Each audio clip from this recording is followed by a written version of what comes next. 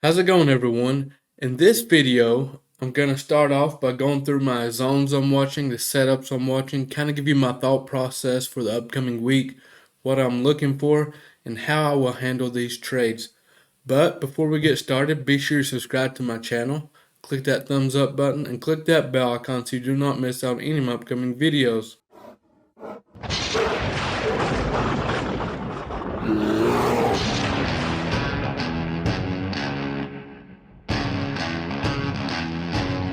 Seems like I've not seen you all since last year. Okay, that's the only dad joke for you today. I just want to wish you all a happy new year.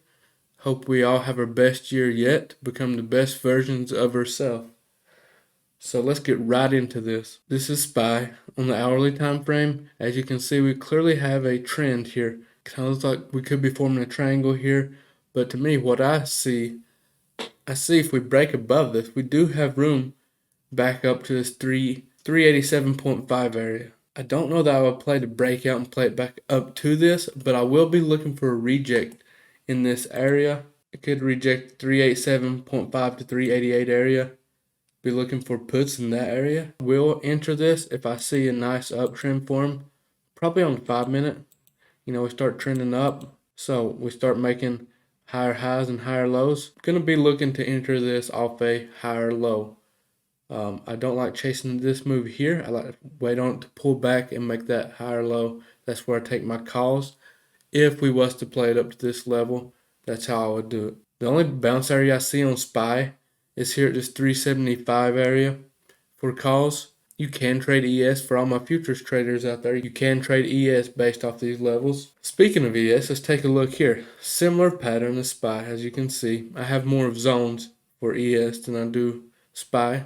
Have a possible reject area at 3,900 on ES. I would probably trade ES if I was taking this because it will be a scalp, 3-point move or so. I'll be looking for a reject there. But these zones are my major watch for the week. I'd like to see us get into these zones and possibly play out, when we come back out to the downside or when we come back out to the upside. We've just been trading in this range. So I kind of expect us to break here, like I said on SPY, and push up back into this zone. But we'll see what happens. We'll see how it plays out. If it changes, I will adapt and I will find intraday setups as we always do inside Team Bull. Now let's take a look at SPX here. For those of you that have been with me, I like to trade SPY and ES mostly, but I will be trading SPX some in the new year here. I had before, but I want to kind of limit it to them three.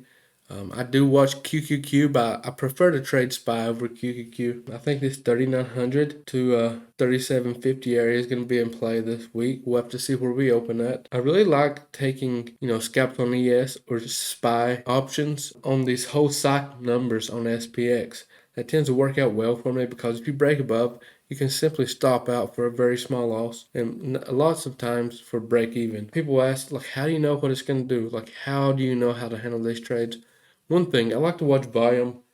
You can watch volume on SPY, ES. Kind of helps me navigate. So if we come up to this 3,900 on SPX and we had huge increase in buying volume on SPY, chances are I'm not going to reject this because it's probably going to blow through that whole psychological number.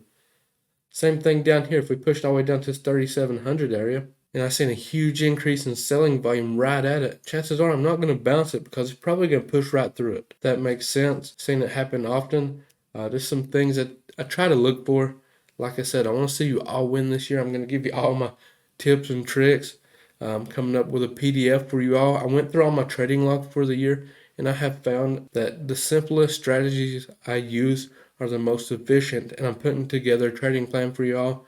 Be sure to watch for that on my Instagram. You all will love it. Now, I do have one stock for you all, and this is Apple, ticker AAPL. This is the only stock setup I like this week. So this 131.2 area is pretty big. So I'd like to see us get above that for calls, or we could possibly reject it for puts. So we're going to have to watch and see how we behave in that area. I think we very well could break above it this coming week. We'll see how it works out. Technically, at resistance areas, you're supposed to buy puts if you're going by the book and switch to calls if you break above.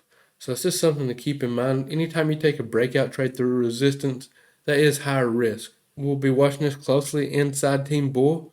If you haven't joined Team Bull, do yourself a favor for this new year and join us. We trade live every morning.